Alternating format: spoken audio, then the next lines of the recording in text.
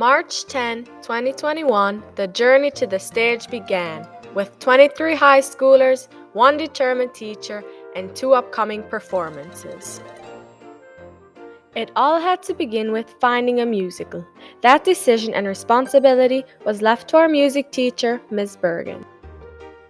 The most important part of looking for a musical was that she had to find a play with enough roles for our 23 high schoolers. The second quality she was looking for was a storyline with a good and uplifting message, because this performance would be taking place during a time of COVID. The final decision was Pollyanna.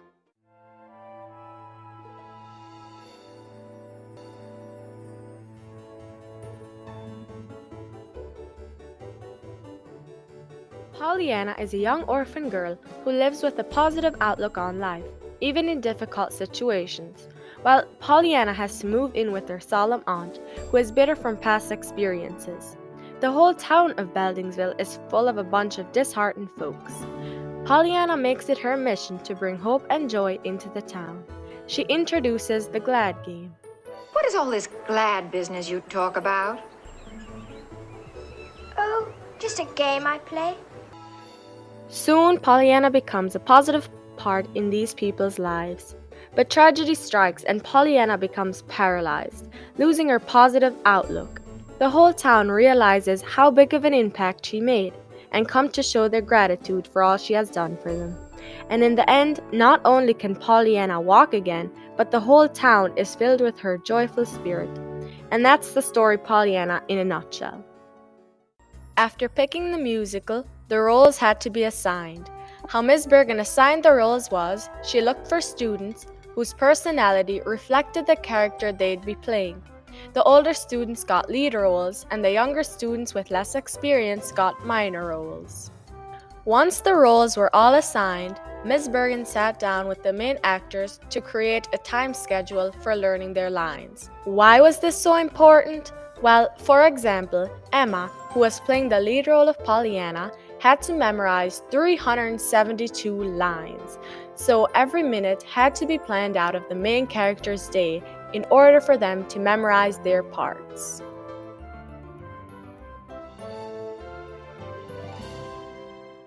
Blueprints for the scenes had to be designed, so we split up into groups to create the scene layouts.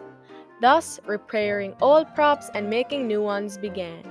The list seemed endless. Repainting the old benches for the church scene, painting backdrops, making the Harrington house. Whole evenings were spent working on props. Next, we tackled the songs. There were 22 songs in total. In other words, 22 songs to memorize the words and choreography for. That took serious discipline and effort. Following that, we started on rehearsing scenes and acting. In order to save time and confusion, Ms. Bergen created daily schedules for the scenes that we would practice. The schedule would say what time, what scenes, what would be practiced, and what actors should be there. With the help of Victor Kleinsaucer, the acting became more realistic and expressive. Until the last minute to showtime, we worked on perfecting our acting. There was always room for improvement. We had countless practices in order for the acting to flow. One important detail we had to practice for the flowing of production was scene changes. We did practices with only scene changes because this had to be done fast, efficiently, and as quiet as possible. Once the practices were going fairly smoothly, Ms. Bergen added soundtracks for extra emotion. The goal was to make the audience cry. Originally, our target was to be ready to perform by May 2, 2021, but we weren't prepared for the spotlight yet. So it was pushed to May 28 for the first performance, and the second production to June 1. The deadline was creeping up on us. We gave it our all and did one final push.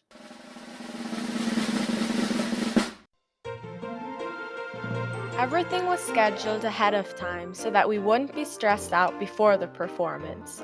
7:30 was showtime, so everyone should be ready in their costumes and on stage by then.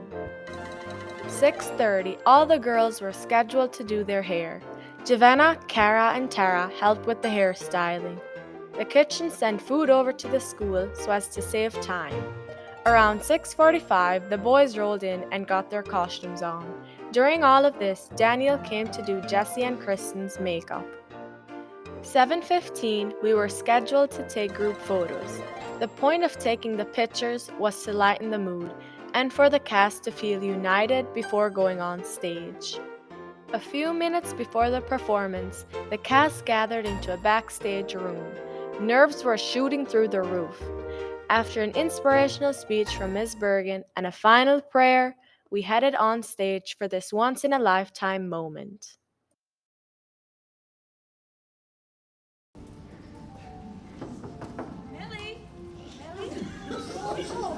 Come on. Oh, this is Pollyanna Whittier. She's come to stay with her aunt. Oh, sure. I heard you were coming to stay with your aunt. And this is Millie, Miss Snow's daughter. Hi, Millie. Where were you last night? We waited. At the hayride, I know. My mother said I could go, but at the last minute she had upset stuff. Stop that right there! Have you no respect for a dying woman? And Reverend Ford walks to the stand and preaches to every woman, child, and man. Death comes unexpectedly. Death will come to you and me. Death comes like a thief to thee.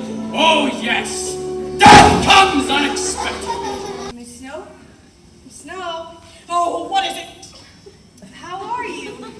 Chills, pills, and bills. That's my lot in life, and it's a pretty lot of life. What do you want? In total, we did 2 performances. The first performance was for the community, and the second one, we invited guests. Quite frankly, it still amazes me that we pulled it off. During the making of Pollyanna, we had ups and we had downs, but we got back up. Looking back on how it unfolded, Hebrews 12:11 pops into mind. Now, no discipline seems to be joyful for the present, but painful. Nevertheless, afterwards it yields the peaceable fruit of righteousness to those who have been trained by it.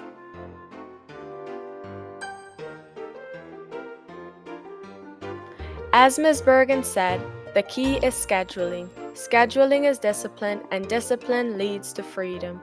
Since we disciplined ourselves by creating seemingly impossible schedules in order to master Pollyanna, we were free to act on stage confidently, taking comfort in knowing that everyone, including yourself, knows their parts to the best of their abilities. Commit your actions to the Lord, and your plans will succeed. Proverbs 16:3.